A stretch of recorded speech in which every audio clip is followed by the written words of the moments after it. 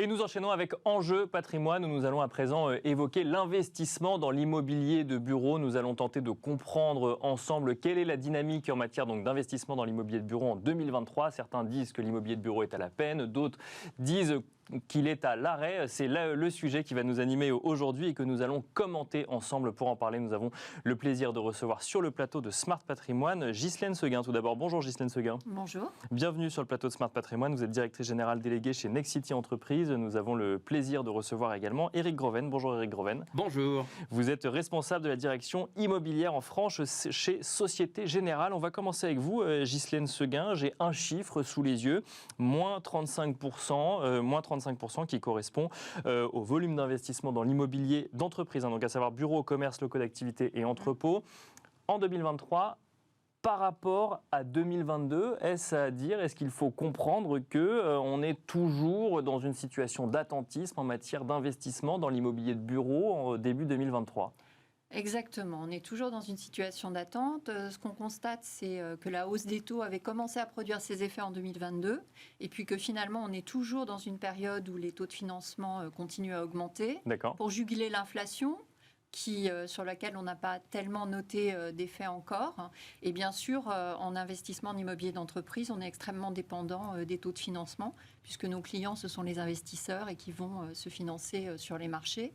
Donc actuellement, on est dans une situation où on a probablement une décompression des taux qui est encore à venir. Il y a un début de décompression des taux, mais je crois qu'on n'a pas atteint réellement ce qui devrait être au regard des taux de financement. Donc, dans cette situation, les investisseurs sont un peu bloqués puisqu'ils regardent la manière dont ça va évoluer. Ils souhaitent investir, mais ils deviennent extrêmement sélectifs. Les vendeurs, que ce soit d'actifs existants ou les promoteurs, sont aussi dans l'incertitude sur le prix réel de l'actif qu'ils détiennent. La hausse des taux entraîne une attente de baisse de prix, c'est ce que vous nous dites par exemple ? Forcément, oui. Puisqu'en fait, les investisseurs qui vont sur le marché chercher de la dette pour financer leurs acquisitions, ils la payent beaucoup plus cher Bien sûr, donc ils veulent répercuter cette hausse du coût quelque part. Oui, c'est même pas qu'ils veulent, c'est qu'ils en ont besoin, puisqu'ensuite eux-mêmes servent des rendements à leurs porteurs de parts, pour les SCPI ou à leurs actionnaires. Et il faut bien que le rendement continue à avoir l'effet qu'ils en attendent. Est-ce qu'il faut s'inquiéter aujourd'hui du niveau d'investissement dans l'immobilier de bureau ? On évoquait sur ce plateau avec Éric Groven d'ailleurs une fois précédente, une année 2023 en deux moments, un premier semestre qui potentiellement serait encore un peu compliqué avant un marché qui repartirait au second semestre de l'année. Est-ce qu'on est toujours dans ce scénario-là ? Alors, je dirais que traditionnellement, dans cette période qu'on vit, où on est sur un effet d'attentisme, on remarque que les premiers semestres sont particulièrement bas et puis que souvent, au second semestre, il y a quand même de la collecte pour les SCPI ou quand même des capitaux à investir et qu'il faut bien les investir. Donc, effectivement, c'est possible que le deuxième semestre soit un peu plus animé que le premier. Malgré tout, je ne pense pas que 2023 soit une année extraordinaire. Ce ne sera pas une grande année de l'immobilier de bureau. Je ne pense pas, non. On sent de la prudence quand même quand vous évoquez effectivement ce sujet. Éric Groven, même question, est-ce qu'il faut s'inquiéter du niveau d'investissement dans l'immobilier de bureau qu'on constate sur le premier trimestre 2023 ? Alors moi, s'inquiéter, je crois que non. Très clairement, l'activité est fortement ralentie, mais l'immobilier, les taux d'intérêt ne font pas bon ménage entre eux, comme l'a très bien expliqué Ghislaine. Et pour cette raison-là, on va avoir une année à front renversé par rapport aux années précédentes. En général, les transactions se font sur les 3 premiers trimestres de l'année, et puis quand les investisseurs ont terminé leur programme, la fin de l'année est en roue libre. Là, cette année, probablement que les investisseurs qui devront procéder à des arbitrages sur leur portefeuille attendront le dernier moment pour lâcher de la valeur, ce qui fait que la fin de l'année pourrait être plus active que le début. Mais dans l'ensemble, le retard qui sera pris à l'allumage de 2023 ne sera de toute façon, de mon point de vue, pas rattrapé. Ça n'est pas très grave, parce que n'oublions quand même pas que nous venons d'une période de 5 ans qui avait été très favorable à l'investissement en dehors des années Covid, et que donc globalement, ne jamais oublier non plus que, comme tous les marchés, le marché de l'immobilier, et en particulier de l'investissement, est cyclique. Et de ce fait, c'est drôle de le dire, mais on est dans le un cycle rappeler, un peu moins bon. Ça descend et ça remonte. Là, on est en train plutôt de redescendre, mais ça repartira. Ce qu'on peut lire sur le sujet, c'est qu'on est vraiment dans une phase d'attente avec des prix qui restent hauts et des acquéreurs ou des investisseurs qui attendent que les prix baissent avant de se positionner. Est-ce qu'il faut craindre, alors effectivement je suis peut-être un petit peu alarmiste, ou en tout cas est-ce qu'il faut s'attendre à une correction des prix sur un certain nombre d'immobiliers de bureaux ? Alors oui, mais pour plusieurs raisons. D'abord, sur le scénario de taux, les avis divergent, puisque dans sa lutte contre l'inflation, la politique monétaire des banques centrales n'a pas nécessairement épuisé son potentiel de hausse, et on parle encore de 50 points de base de hausse des taux à venir d'ici la fin 2023, avant une décompression de 150 points de base en 2024. Tant que les taux ne sont pas stabilisés avec une perspective de détente, même si on voit sur certaines maturités un peu de décompression, les investisseurs vont rester frileux. Ceux qui seront obligés de vendre, vendront évidemment dans des conditions un peu moins bonnes, mais l'amplitude de la baisse et sa durée sont impossibles à prévoir aujourd'hui, parce que il n'y a pas un marché de l'immobilier, mais des marchés de l'immobilier, en fonction de la qualité du bien, en fonction de son emplacement, en fonction de ses performances énergétiques. Il y a énormément d'éléments qui vont être partie prenante du prix, et donc les prévisions sont assez difficiles à faire. On parle d'une fourchette de 5 à 15% de baisse. On verra bien en fonction du scénario de taux qui se dessinera à ce moment-là.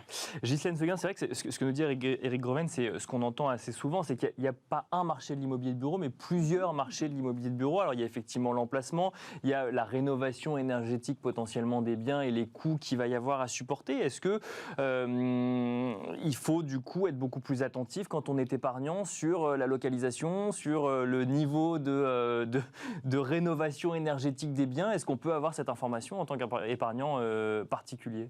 Oui, alors c'est important. Alors ça l'est aussi bien d'ailleurs dans le résidentiel maintenant que dans l'immobilier de bureau. Bien sûr, puisque, avec oui, c'est les mêmes dynamiques finalement. Voilà. On a aussi le diagnostic de performance énergétique. Donc oui, quand on est épargnant, je pense qu'il faut bien lire les brochures des organismes de placement dans lesquels on investit son argent. En période de crise, il y a une chose est certaine, c'est que les investisseurs se recentrent sur les actifs les plus qualitatifs. Donc aujourd'hui, quand on parle de crise de l'immobilier de bureau.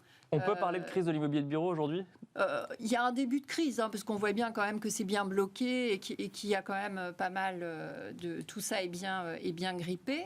Mais dans cette période, on remarque quand même que tous les actifs qui sont centraux, qui sont bien placés, bien connectés au transport en commun, qui sont des actifs neufs, vertueux, sur le plan de l'environnement, ceux-ci n'ont aucun problème à trouver preneur. D'accord. Quand on regarde, mais il y en a beaucoup des biens comme cela sur le marché aujourd'hui ?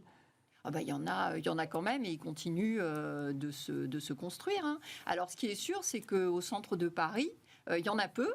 Et puis dans les années à venir, il y en aura encore moins. Bien sûr. Parce qu'avec ce qu'on voit du PLU bioclimatique, de la volonté vraiment de remettre beaucoup de logements au centre de Paris et de moins en moins de bureaux, ce qui est certain, c'est que les actifs de bureaux dans Paris vont aller en s'appréciant.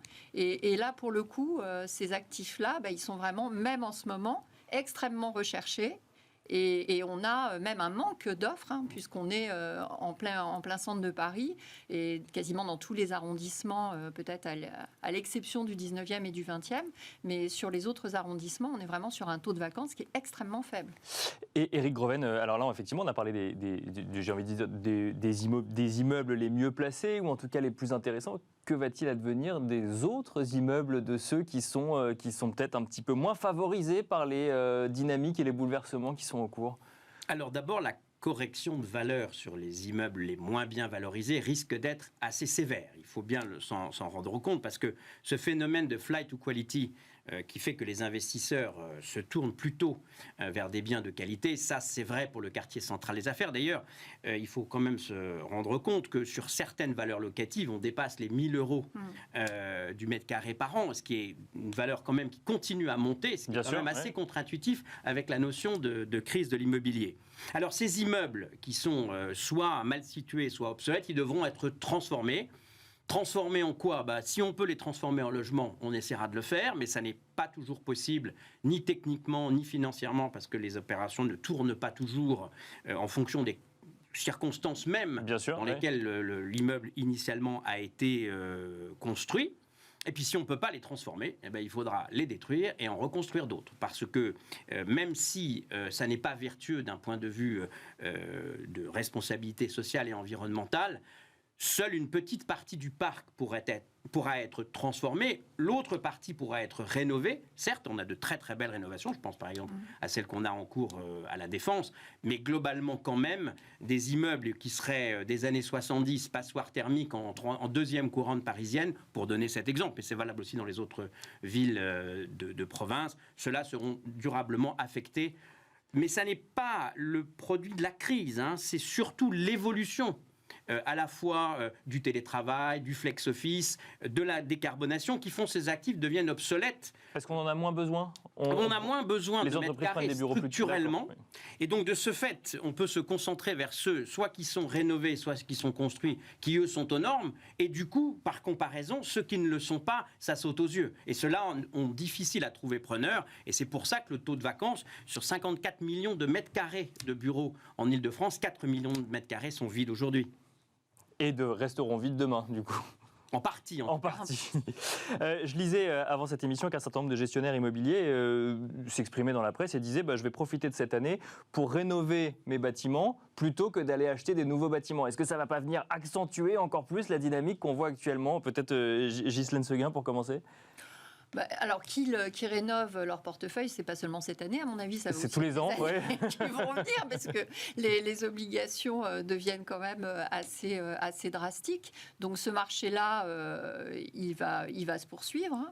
Moi, je ne pense pas que ça va atteindre l'immobilier neuf plus, bien sûr, parce que nous, on construit, on est promoteur, donc forcément, on fait de la réhabilitation, mais on fait aussi de l'immobilier neuf. Et ce qu'on constate, c'est qu'il y a toujours quand même une forte demande d'immeubles qui sont neufs parce qu'ils sont extrêmement bien configurés, qu'on arrive à implanter des services, qui aujourd'hui est très important pour ramener, parce qu'on parlait du télétravail, mais il y a quand même des entreprises qui veulent aussi ramener leurs salariés au bureau, bien sûr. Au bureau, parce que c'est important pour la vie de l'entreprise, pour l'esprit d'entreprise. Donc, on voit que ces immeubles neufs, ils ont vraiment quand même beaucoup d'attrait.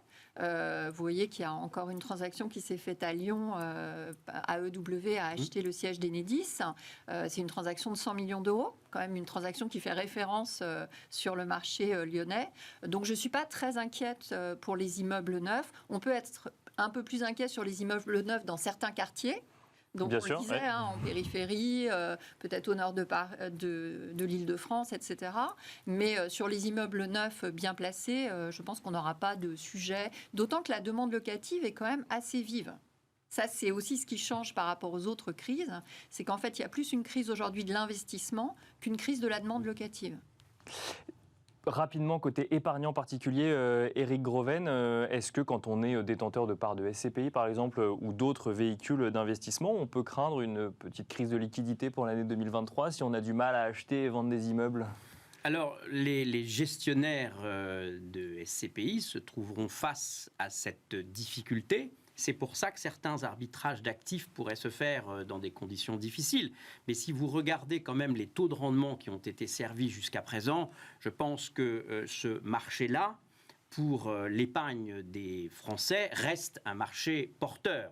Donc il faut là, pour le coup, avoir bien choisi sa SCPI au départ. Bien sûr. De multiples émissions. Ou son gestionnaire, oui. Voilà, parle de ça. Une fois que c'est fait, il y a un trou d'air incontestable, puisque là, pour le coup, certains fonds arriveront à maturité ou certains actifs devront être cédés. Ce sera sans doute une période un tout petit peu plus difficile, mais la collecte des SCPI a continué de très bonne façon. Ça continue à convaincre. En fait, fondamentalement, les Français aiment la pierre.